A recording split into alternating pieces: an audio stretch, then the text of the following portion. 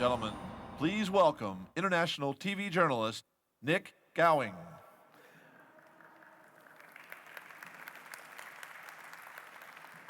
Good morning, everybody. I should be clapping you for being here so early. Not just any morning, but on a Sunday morning as well. So thank you very much indeed.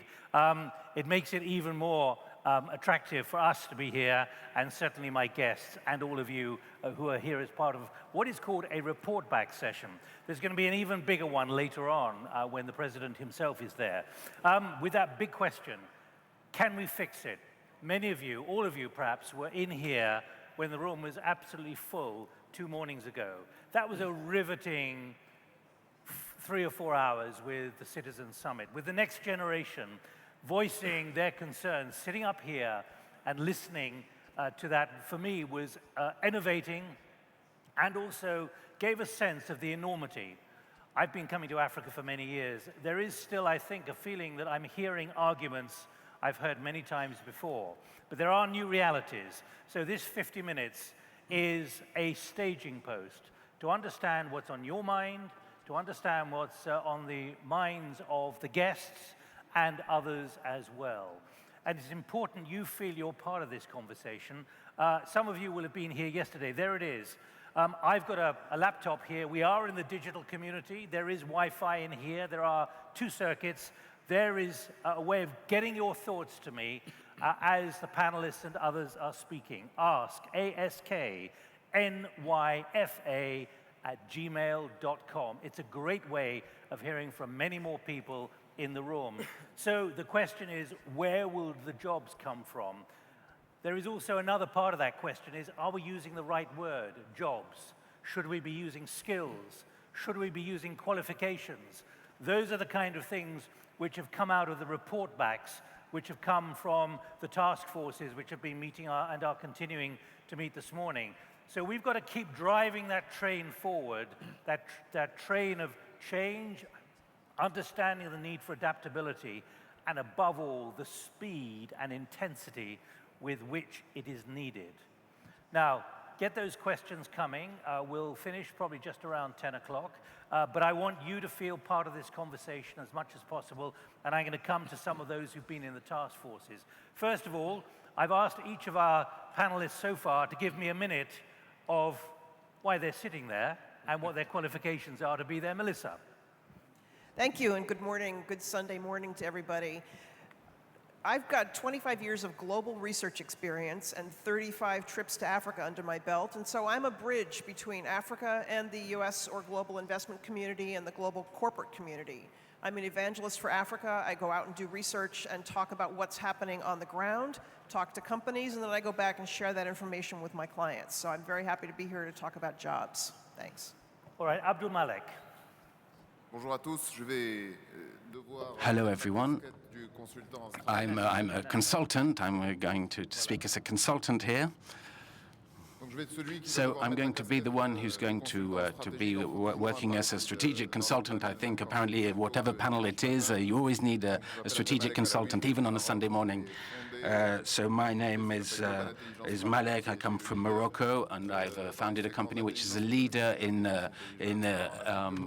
intelligence about youth in Western Africa, which was sold in January to a multinational. But I still do strategic consultancy, and I'm particularly interested in what will enable the continent to really take off and to really start to exist as an emerging continent. And indeed, you had your own company until earlier this year, correct? Absolutely. Good, and you're from Morocco. Good. Right. Finally, from China, we have Jun LIU. Well, good morning. Hope I can speak Chinese here. I'm a vice president of Chinese company, AVIC International, and it is a state-owned conglomerate with background aviation industry in China. And AVIC has been in Africa for 30 years, starting from aviation, aircrafts, and go diversified, now extended to vocational training program. So we are here is for building up vocational training together with the government of Gabon here. That's me. Right, let me ask you each in 2 minutes to give your impression, and then I'm going to go to some of those who've been working through the task forces of the next generation. Melissa, 2 minutes only. Africa has plenty of demand for jobs, but there are not enough skilled people. So how do you get skilled people? I think, first of all, government and the private sector have to work very, very closely to make sure that education prepares young people, not just for today's workforce, but for the unknown, that can happen throughout their careers. There's some very simple things that could be done to speed things up, removing some of the visa barriers, allowing much freer movement of people between countries to share information and learn from each other. I also think that having multinational companies coming in, hiring and training local people, as you're hearing that AVIC is going to do, so that when you walk into the headquarters of a multinational company, whether it's in Libreville or in Lagos or in Nairobi, that most of the employees and the top decision makers are Africans. So to me, that's the direction that things need to go. I also see plenty of room for service industries. You know, you look at travel, communications, education, healthcare, plumbing, electricity. I mean, these are all areas where there's plenty of demand. Let me just press you, though. Education. Yes. There have been a lot of voices from the platform and from the floor that actually the focus of education is incorrect. People need to learn how to learn. It's not just having someone stand up there and teach you something that you memorize. I studied history in college. What does that mean? It means my career has been very flexible, and when the environment has changed, I can keep up with it, and I can zig when the market zags and stay employed. And should we be talking about jobs, skills, or work? In other words, is jobs the wrong concept? We should be talking about creating value, okay? Why are companies in business? They're in business to create value for their owners and for their stakeholders. So if you just have a lot of bodies in a room pushing paper around, no one's creating value. So people have to have skills, but they also have to understand how to create wealth for their company, for themselves, and for their country. All right, thanks, Melissa. Right, keep those questions coming if you can, and any thoughts you've got, and then I'm going to come to the floor in a moment. Abdelmalek. I would say that the main challenge is that the strategy needs time to be implemented, but youth has imperative, urgent needs. So there's an extreme urgency, and that is the main stake with most of the governments in Africa. And beyond that, there's a triptych of efficiency which is needed, of inclusion, and of pragmatism. So it's a sprint really that we're involved in. The speed is really important, that notion, but also we need to know how can we build these capacities to adapt all the skills, all the know-how to the market and to the corporate world, which has needs which are very pragmatic, which are very simple, and they don't really understand the language of strategy.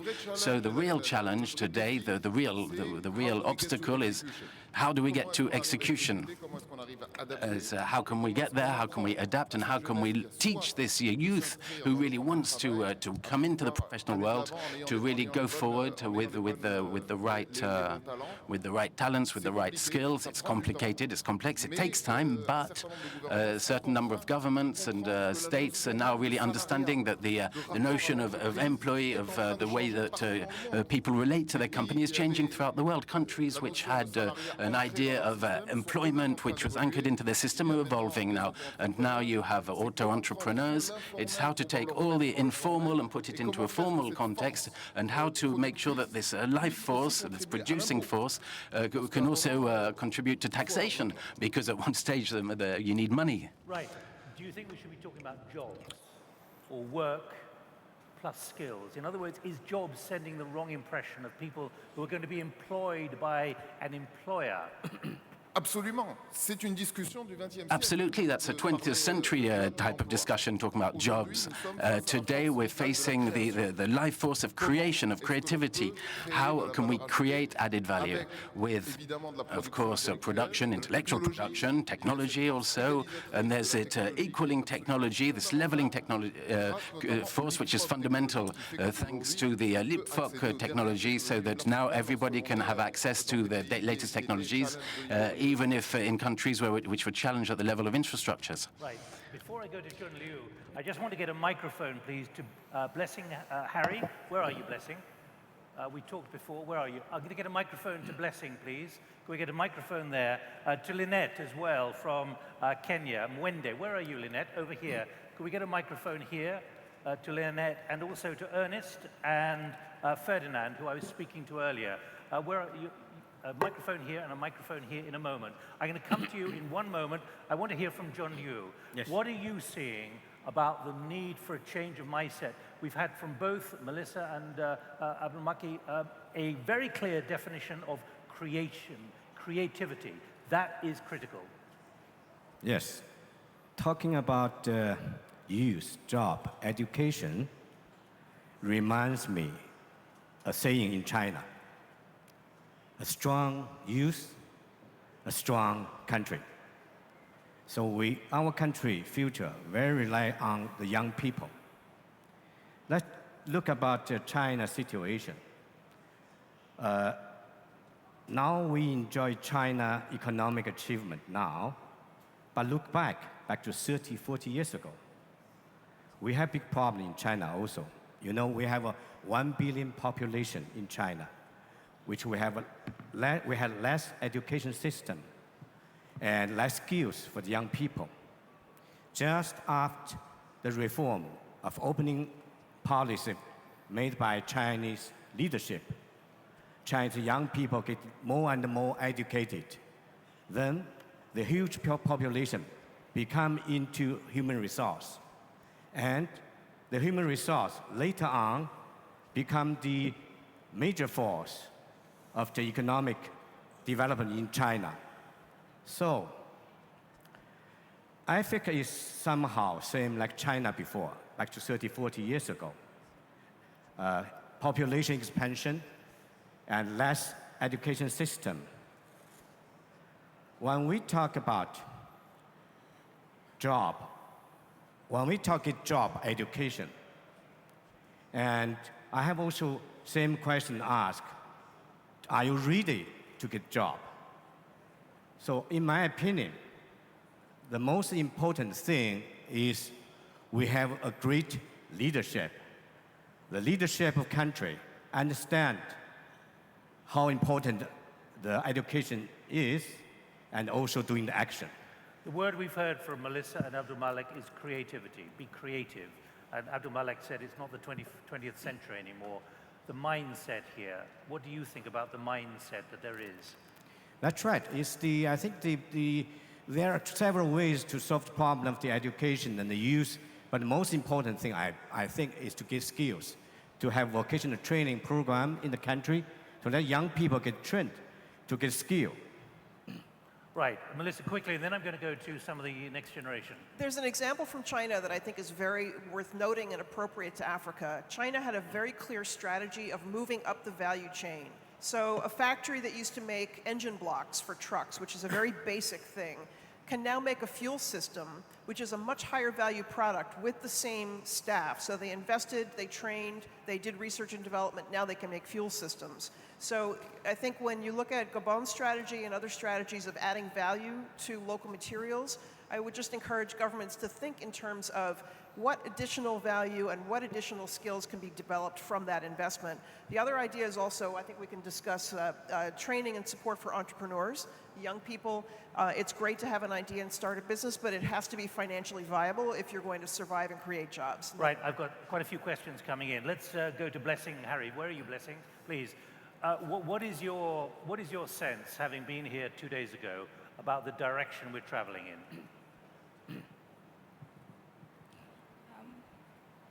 Good morning, everybody. Blessing from Nigeria. I think basically we have to stop the differences between the Anglo and Franca Africa, because like I've been here for a few days and it's really been difficult trying to communicate and get to meet other young people. I can't communicate my vision with them because I don't speak French, and a lot of them can't communicate their vision with me because they don't speak English. So I think if we all can come together as Africa and learn to work together, it's the way forward for us as the African continent. Are you going away from here feeling a positive direction of travel with new ideas or not? Yes, I am. That's great. Okay, let's go to Lynette Mwende from Kenya. Where are you, Lynette? What's your impression? I think that the forum has really realized that the skills are important among the youth in Africa, and I can see most of the panelists addressing the needs for youth to be trained to get the skills that we need to move forward as a continent in.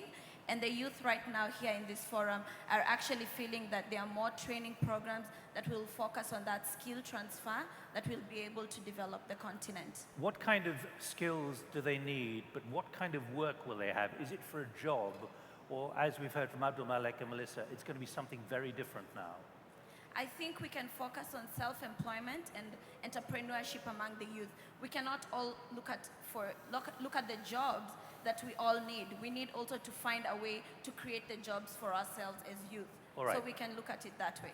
Ernest, your view from here in Gabon, what is your view about how much the kind of discussion here is really pushing the issue of fixing where the jobs, where work will come from in future? Alors, au Gabon, nous ne sommes pas... In Gabon, parlez dans le micro, s'il vous plaît. Alors, au Gabon, nous ne In sommes pas, Gabon, dans une we are logique not de in savoir a logic si of noir, knowing whether we're si black, jeune. whether we're young. Nous sommes dans une We're in a logique logic whereby we have to know whether you have the skills, whether you're competent, and if we're capable of concretizing and bringing to fruition the projects which we want to pour lequel nous rêvons. that we dream about, to carry out our dreams. I think that personally, the people governing us, they need to really, like China has developed, they really need to focus on looking at the transfer of technologies, because naturally, of course, training is very important and education is very important, but the more the governments, they help with the transfer of technologies, when big companies come and install themselves in the country, the better the African youth will be trained and competent and skilled and capable of doing as best as others. Ferdinand, where are you? Here, yes, microphone here. From Nigeria. Your impression that you've had from 2 days here? I think it's fantastic. This is, I consider the New York Forum for Africa 2015 a factory of ideas. And I think I've been enjoying what I call a shower of inspiration so far. It has been fantastic. And one of the things that is very good in this is the one-on-one meetings, okay? I've met a lot of persons, and I think the knowledge I've acquired personally as a person, or the knowledge going around here, is even equivalent to a semester of formal education, or even a session of formal education. So I think I'm really impressed. Now, if I can make a quick comment about the discussion that is ongoing right now, I think about jobs and skills and work. Excuse me, sir? About jobs and skills yes, and work. about jobs and skills. I think the major concern as African people, young people, is that we need a sort of a mindset transplant when it comes to how we view jobs. Because when an average African, especially in Nigeria, where I come from, hear about job, the imagery that the person conjectures is somebody giving them something. Somebody giving them a 9-to-5 job, somebody paying their bills. You know, for instance, I was in a cab one day in Abuja, and the taxi driver was telling me, good morning, sir. I said, how are you? Fine. He said, please, if you see a job, remember me, oh, I'm looking for a job.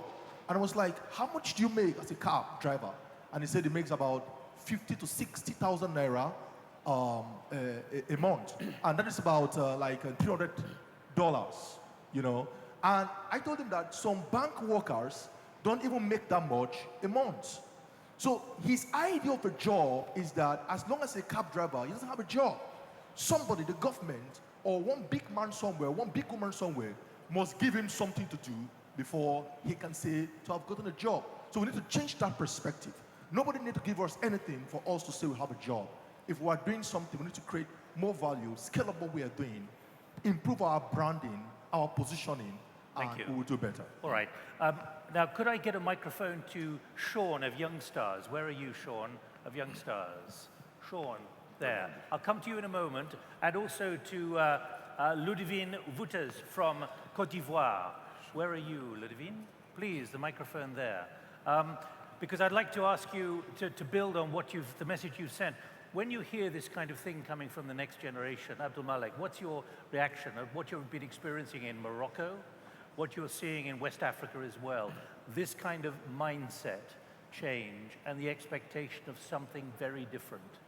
Je pense que I believe that the feedback is quite exceptional, what we're hearing here, and they show us two immediate dangers, two immediate issues. One is the danger of fragmentation. There is a risk today that in Africa we have two sides. One side which is English-speaking, which is go down to Johannesburg, which is well integrated commercially. There's an FDA which is signed a few months ago, and then there's a French-speaking side which is not that integrated, and where you don't have the circulation of men and talents because there are countries which are more dynamic, more active. And what's necessary, what we need to see is that the living forces and the driving forces, they move between these countries and go for looks for jobs elsewhere. English-speaking Africa is doing that, and the French-speaking Africa also needs to do that. And then the second major issue, danger that I see at my level, it's the commerce of FBI, of what we call wrong good ideas. Hey, on paper, all business plans seem to function. On PowerPoint, everything looks fantastic, but the challenge to execute it and to carry the things out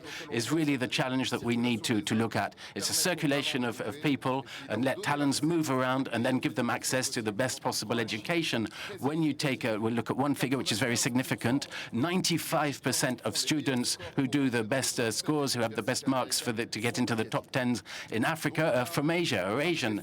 So there's a true topic there with how do we prepare our talent in order to cross the Atlantic and to have access to one of the best educations in the world, in America. Hear what the kind of representation we're hearing from the next generation. They've got a very different mindset to the traditions here. Yes, I still want to talk about the youth. You want to change your life, you want to get a job, and the first thing you must have skills.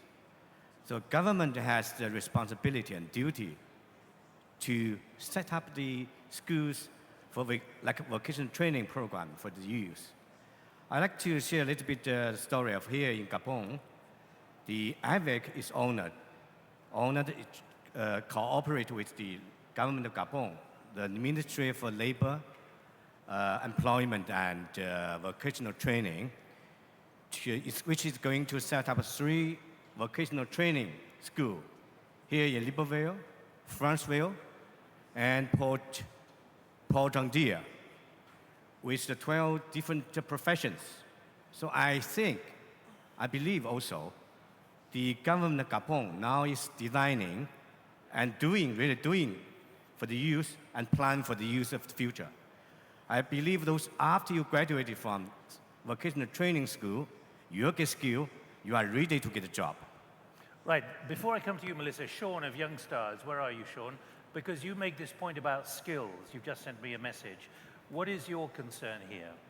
Yeah, my concern is we magnify creating jobs. I think we need to start magnifying skills. So as a young person, give me the skills. Because if I have the skills, I have 2 options. Either to get a job or to create a job.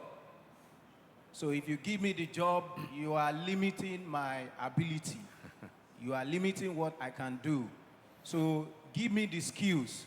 So I have 2 options, either to get the jobs or to create a job, because government alone can't create all the jobs. So we need to create a job. And secondly... But you are still using the word job, aren't you? As opposed to skills. Yeah, skills, yeah. And different ways of earning money. Yeah, yeah. Your second point. Yeah, and secondly, we need to start, like she said, learning how to learn.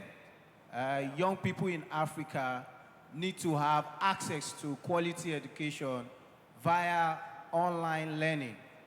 But the challenge we have is Wi-Fi.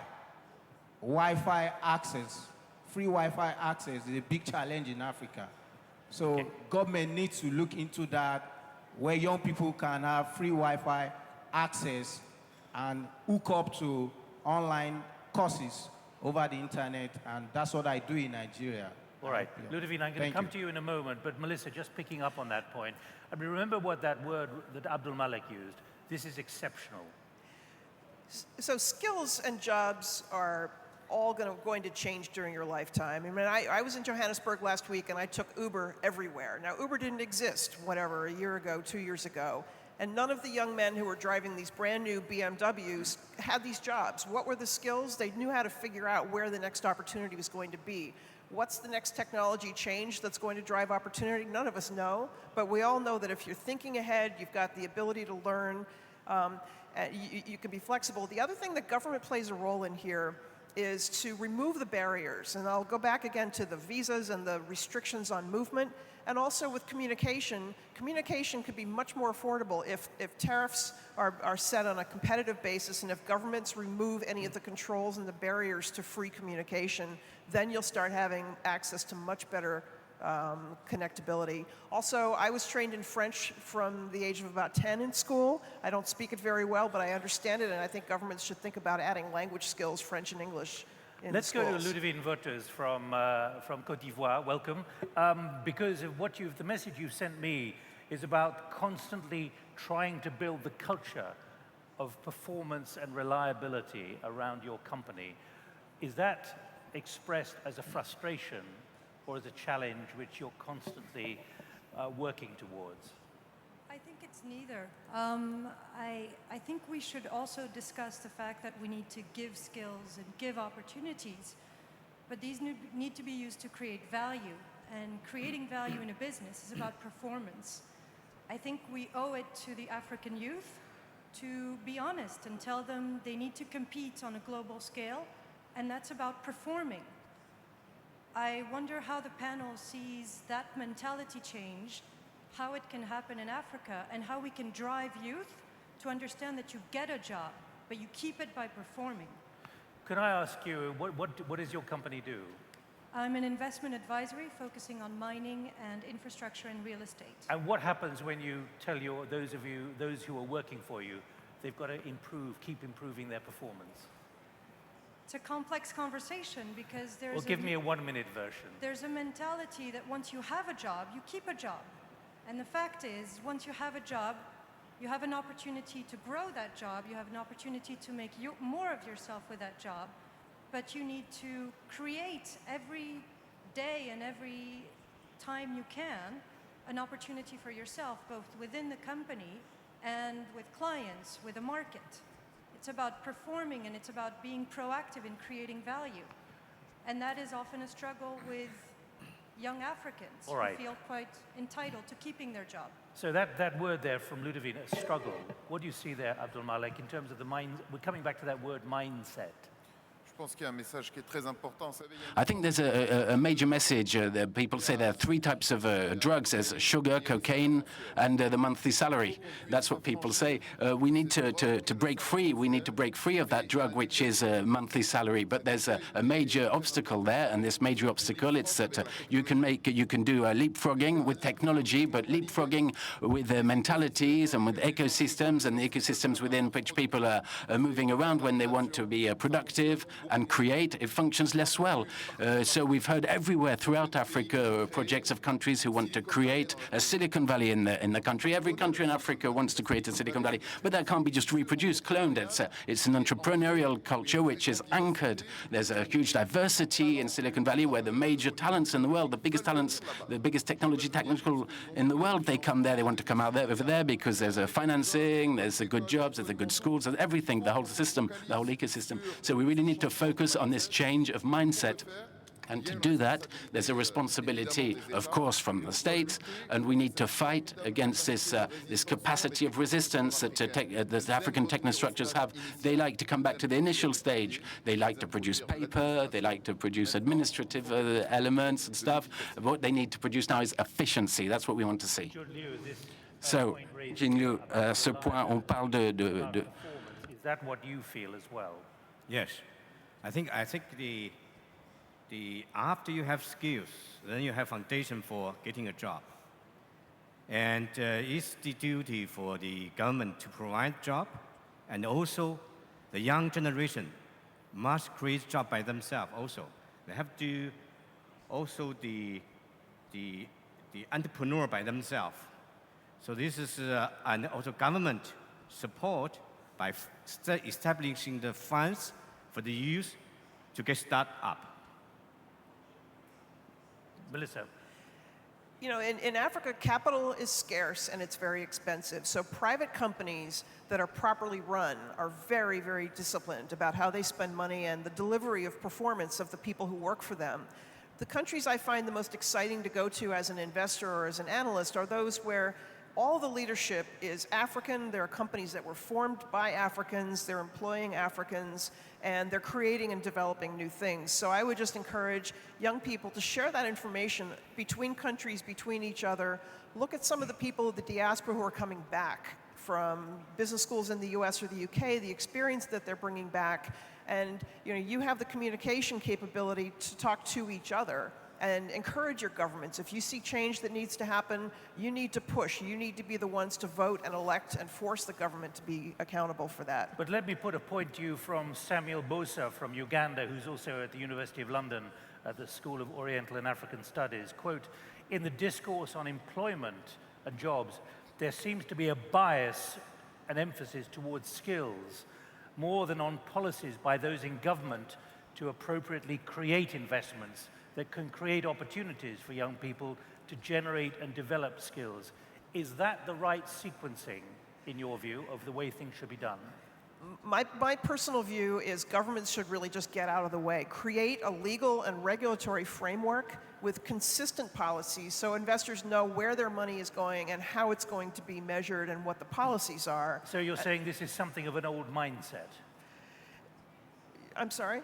You're saying it is something of an old way of thinking? Yes. Government should not drive the agenda, okay? Having policies about trying to encourage business to go in a certain way, that's one thing. China has done an exceptional job of that. Once you have industries that are mature and the markets are functioning, what investors really need to create jobs and have these successful enterprises, whether they're small entrepreneurial companies or large multinationals, they need a predictable and secure legal framework, regulatory framework, and then let the market do its job. Abdelmalek. I believe that there's a way, which way are we going? Where's the future? What's the future going to look like? If you compare the African economy to a 747, it's functioning on two engines out of four. The engines of industry and technology, they're still faltering.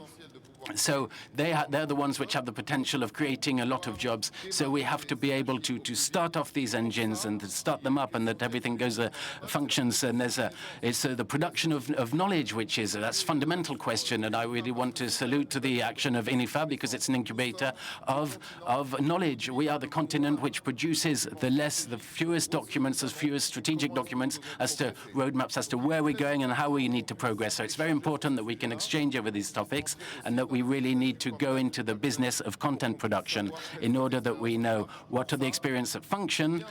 For that, it's good to have business plans, of course. It's good to have sectorial plans, but we need to focus on the master plan, because are the industrial plans in line with the tourist plans? Is the tourist plan in line with the legal plan and the reform plans and reform of legal safety? Of course, we need to have in place a sense of the future. Right. Do please, we've got 10 minutes to run. Send me some more Donc encore 10 minutes, donc envoyez-moi encore des questions. Donc il y a des questions qui se chevauchent, que je reçois ici et qui se répètent, mais continuez à envoyer les questions, c'est fabuleux. Vous avez l'adresse ici sur vos écrans. Donc quelques commentaires ici, donc de Rama Wright. Ce n'est pas simplement la création d'emplois qui est en jeu ici, il faut la création d'emplois qui développent des standard of living. This means manufacturing instead of selling of raw goods and materials. You're nodding, Melissa. Well, clearly you need to add value, but you also need to think bigger. And the story I like to tell is Finland has a lot of trees. So Nokia used to be a company that was in the forestry business. They got very good at cutting down trees, but then they also developed a skill of making things that would cut other things, which led us to one of the world's great phone companies. But then they continued to develop, and now we have Angry Birds out of that same intellectual channel. So I would just say you've got to think about the entire sequence, not just for today, but also over the long term. Where are those brains going to take us, basically? Abdelmalek, your experience on where brains are going to take us. What's your experience? Je pense que ce qui est très important, c'est qu'il faut engager un dialogue. I think what is very important, I think that we have sort of a transgenerational ideas In other words, we have the creation of value and employment. And I think that we have to talk about youth, the intermediate generations, and the generations that are a bit older. And I think that there's not any kind of a strong entrepreneurship mentality, since the barriers are very strong. And so people, in fact, sometimes they prefer to step back in terms of this kind of initiative. And so we have to work on these different cultural aspects and work on the soft skills. We have to think that we don't have to be just an engineer in Africa. In other words, we have been valorizing lots of engineering values, but we don't look at some of the other values that are perhaps require less training in order to have more of a global point of view and perspective. An important question here about rural African populations, about the enormous potential, about the enormous resource from Aida Pambu. How can we train rural African populations given a lack of new infrastructure, lack of access to technology, and living far from centers of education? We heard that very explicitly on the first day, but we're hearing it again now on the third day. Melissa. Well, first of all, agribusiness, not agriculture, but agribusiness is an enormous potential opportunity where you have better seed technology, you have crop storage, access to market. Technology can play a very big role in this. So you look at iCow in Kenya, it's an SMS-based information service for dairy farmers, has greatly improved incomes and the livelihoods of people. I also think that there will be technology, whether it's balloons or satellites or some other, to get the internet to villages. And then you've got much better scale in terms of solar and other alternative power. So if you're in a rural village, you're hopefully farming at better than subsistence level, you have extra income, you have electricity, you have access to education through your tablet and your smartphone, and then you have a much better quality of life. Then you can also have more innovation that bubbles up from I think that. we all understand the multiplier impact of solar and being connected. It's been seen in the Millennium Villages and so on. But let me go to Jun LIU. Again, this point from Aida Pambu about infrastructure for the rural populations, the need to actually take education and opportunity into these areas as well. I think you have to encourage young people come to learn skills. I'll actually share one story we had in Kenya. We call it ATC. It's called AVIC Tech Challenge. It's kind of a training for training people who's not even from the countryside, who doesn't have skill, but after training, he joined the competition. So the competition results for the best two team can get order to make machining parts for the machinery being used in Kenya. And also the top 3 students can study in China. So this is a kind of a program helped young people to learn skills and in the competition, finally encourage them to go to the life. What about the message that can be sent? We've heard it time and time again, particularly when it comes to the migration issue and the challenge now across the Mediterranean for Europe. The numbers are extraordinary, and the potential for even bigger numbers is even greater. Morocco is, of course, a country which borders on to the Mediterranean.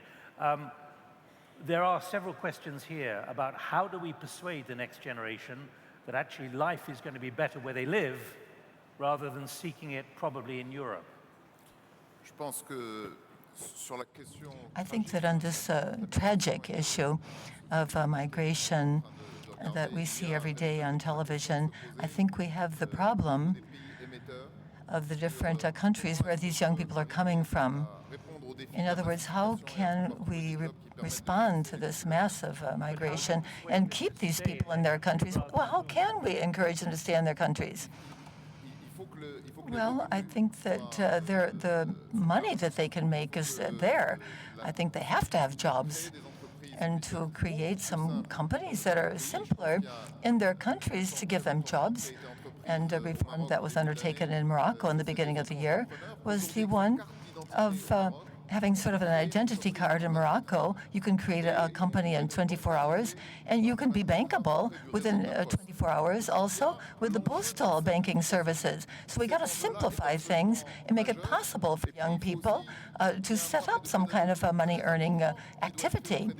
And then, of course, we have to look at our partners from the north and explain to them that it is in their interest to co-invest in the countries in Africa in order to create zones of prosperity here in Africa and to change the mentality of always having your hand out to receive something and to be able to produce and to take care of our own people here in Africa. Can it be done? Est-ce qu'on peut le faire?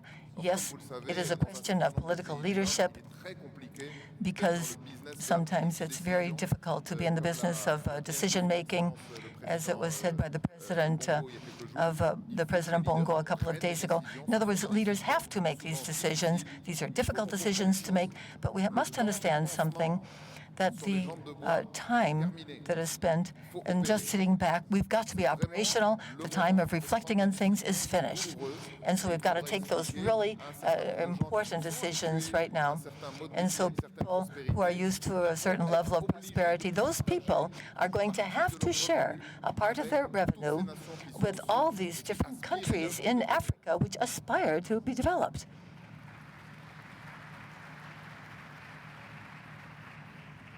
Samir Ben Maklouf from Morocco,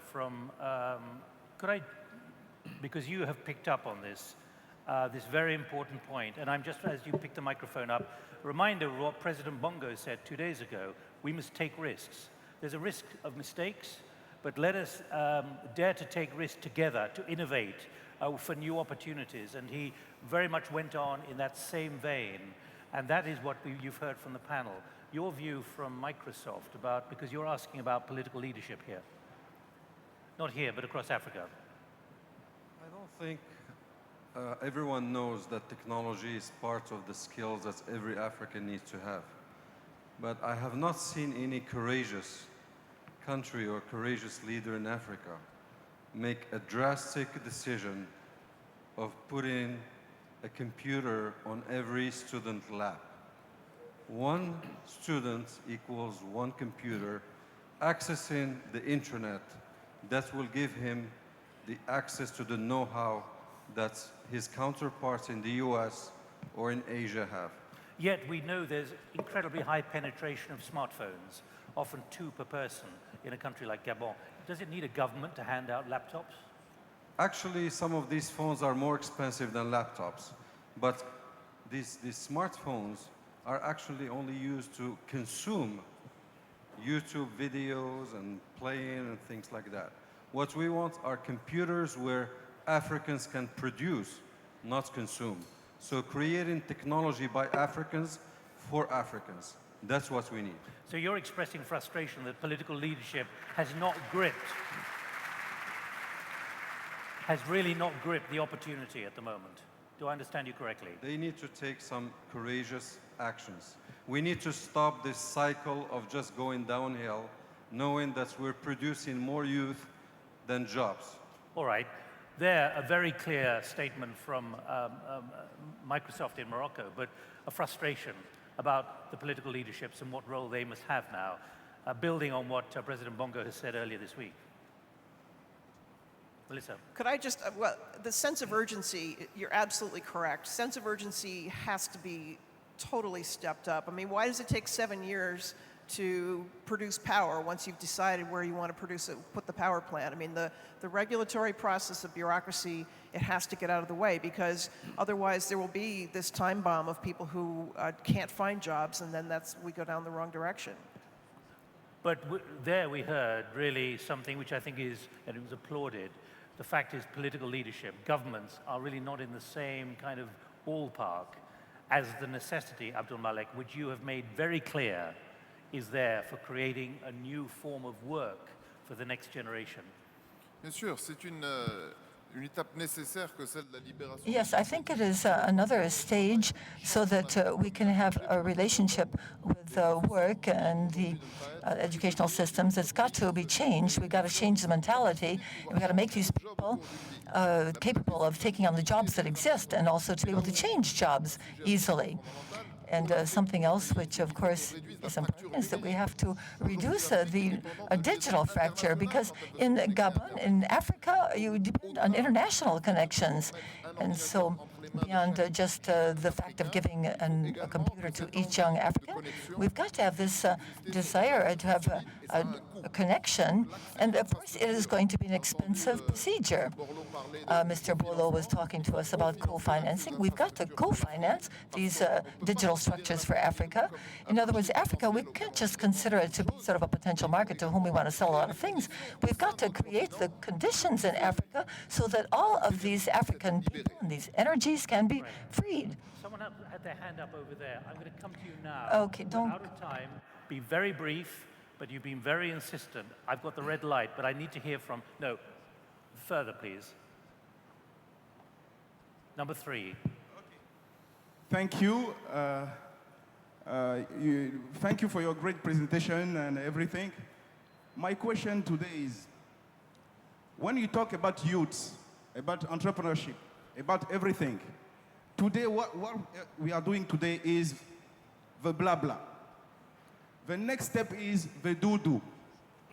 Please, instead of talking, lest the do-do All right, we've got the message. That's why we're doing this morning.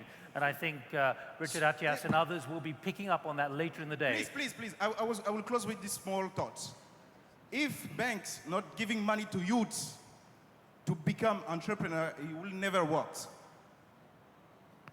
Right, I'm going to give you one more comment. Literally, as we were hearing those last remarks from Arsene Owono, president of the Gabonese Youth Forum, excellent strategy, but what do we do with all these young people in the neighborhood who are not trained?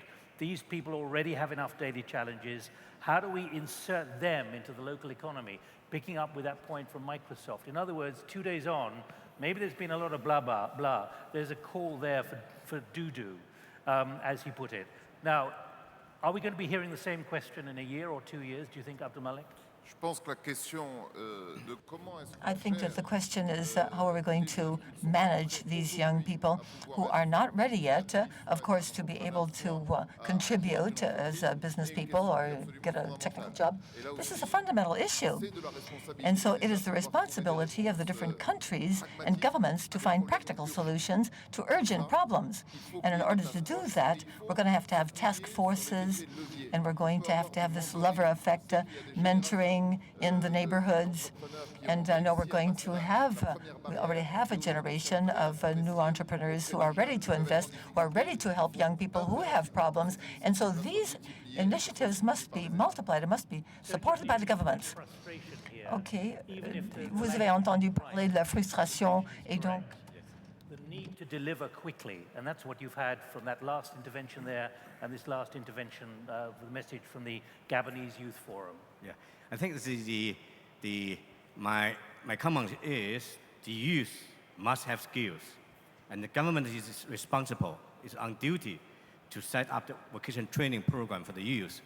And I believe that young guy mentioned about, I believe now the government of Gabon now is going to set up vocational training center here in Gabon, and in 2-3 years, our young people will get skills from the school. So that is in practicing already. Melissa, you hear this frustration across 50 nations in Africa. And it's not a problem that's unique to Africa. We have the same problem in inner-city United States where the education system has failed students. So, I mean, in some areas, low-skilled service or low-skilled manufacturing jobs can certainly help absorb that capacity and put people to work. But it is a long-term issue that's a global issue. And I think it has to be a balance between the private sector and government in terms of being flexible in how education is delivered and how skills are developed, also making sure that culturally that failure is okay, that entrepreneurs can go out and start something new, and that companies are encouraged to be part of the development of their workers. All right, well, thank you, all three of you, very much indeed. We are just going to pause in this discussion now, because between now and the end of the forum at around 7 o'clock this evening, there's going to be more discussion about this. So we're not just ditching it, we're building, we're layering the way forward. So please keep further comments for later. But can I thank you all for your contributions and also the panel. Thank you very much. Stay here for the next session.